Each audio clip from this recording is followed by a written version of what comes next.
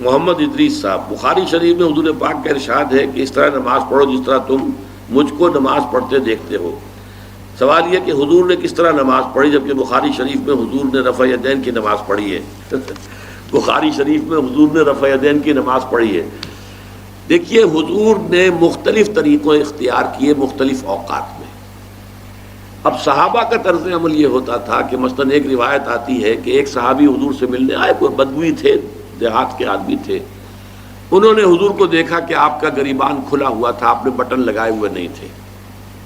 پھر انہوں نے ساری عمر اپنے گریبان کے بٹن نہیں لگائے کہ میں نے محمد کو اس طرح دیکھا ہے صلی اللہ علیہ وسلم۔ اب یہ ان کا جذبہ ہے، ان کی نیکی ہے، اتباع کا جذبہ ہے۔ یا ایک سفر میں کسی کو دیکھا، کسی نے دیکھا کہ حضور ایک درخت کے نیچے سے ہو کر گزرے، اب وہ جب بھی جاتے تھے ادھر اس کے نیچے سے ہو کر گزرتے تھے، چاہے اس کی کوئی مقصد نہیں، لیکن یہ بھی ایک اتباع کا جذبہ ہے۔ تو اس میں یہ ہے کہ نماز کی بعض چیزیں ایسی ہیں کہ جن میں معلوم ہوتا ہے کہ حضور کچھ اس میں رد و بدل کرتے رہے۔ کبھی آپ نے ہاتھ بالکل کھلے چھوڑ کر بھی نماز پڑھی ہے، کبھی آپ نے ہاتھ نیچے باندھے ہیں، کبھی اوپر باندھے ہیں۔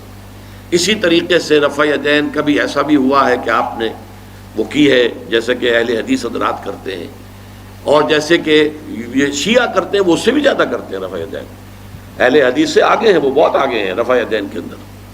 اور ایک رائے یہ ہے کہ حضور نے آخری زمانے میں آ کر سارے رفع یدین چھوڑ دیے تھے سوائے یہی جو تکبیر تحریمہ کے وقت ہے۔ اب یہ روایات، اب یہ بحث ہو جائے گی علمی، کس روایت کا کیا مقام ہے، کس کی کیا حیثیت ہے۔ بخاری شریف میں جو روایت ہے وہ یہی ہے رفع یدین کی، جو آپ صحیح کہہ رہے ہیں، لیکن یہ کہ بخاری شریف واحد کتاب تو نہیں ہے حدیث کی، مصنف عبد الرزاق ایک کتاب ہے، اور اسی طریقے سے اور اس میں یہ کہ امام مالک کے پیروکار، حالانکہ امام مالک مدینے کے دارالہجرہ کے امام ہیں، وہ رفع یدین نہیں کرتے۔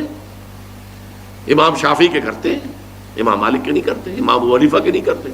تو ان چیزوں میں بہت زیادہ پریشان ہونے کی ضرورت نہیں ہے۔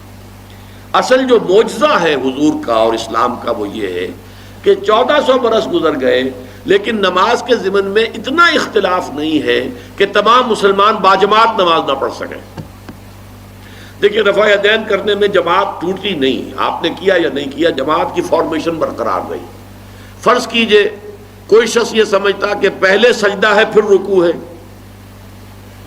تو اب یہ دو آدمی ساتھ نماز نہیں پڑھ سکتے، جن میں سے ایک کے نزدیک پہلے رکوع ہے پھر سجدہ ہے، دوسرا یہ سمجھتا ہے کہ نہیں پہلے سجدہ ہے پھر رکوع ہے، نہیں ہو سکتی، ان کی جماعت اب جمع نہیں ہو سکتی۔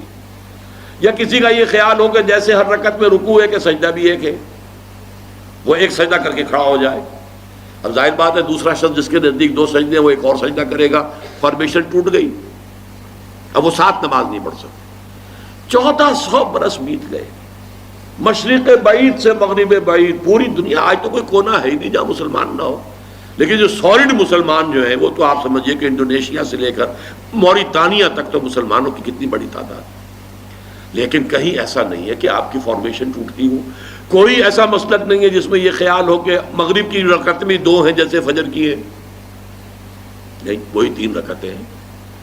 کوئی ایسا مسلک نہیں جس میں یہ معلوم ہو کہ فجر کی رکعتیں 3 ہیں 2 نہیں ہے، کوئی نہیں۔ عصر کی 2 ہیں یا 4 6 ہیں، کوئی نہیں۔ وہی رکعت کی ترتیب، پہلے کھڑے ہونا ہے، پھر رکوع ہے، پھر کھڑے ہونا ہے، پھر سجدے میں جانا ہے، پھر بیٹھنا ہے، پھر سجدہ، پھر کھڑے ہونا۔ فارمیشن نہیں ٹوٹتی، شیعہ ہو، سنی ہو، اور اس میں حنفی ہوں، مالکی ہوں، شافعی ہوں، حنبلی ہوں، زیدی ہوں، ظاہریہ ہوں، کوئی بھی ہو، کسے باشد، تمام مسلمان مل کر جماعت سے نماز ادا کریں گے اور ان کی جماعت ٹوٹتی نہیں۔ یہ ہے جس کو ہمیں سمجھنا چاہیے۔ یہ کیوں ہے؟ صلو کما رأیتمونی اصلی، کہ حضور کی کو جس طرح دیکھا صحابہ نے نماز پڑھتے ہوئے ویسے نماز پڑھ رہے ہیں، صحابہ نے ویسے نماز پڑھی، پھر آپ کے بعد تابعین نے اسی طریقے سے نماز پڑھی، پھر اس کے بعد تبع تابعین نے پڑھی، نسل بعد نسل منتقل ہو رہا ہے۔ باقی تھوڑا تھوڑا اختلاف اگر ہے تو اس کے لیے زیادہ پریشان نہیں ہونا چاہیے۔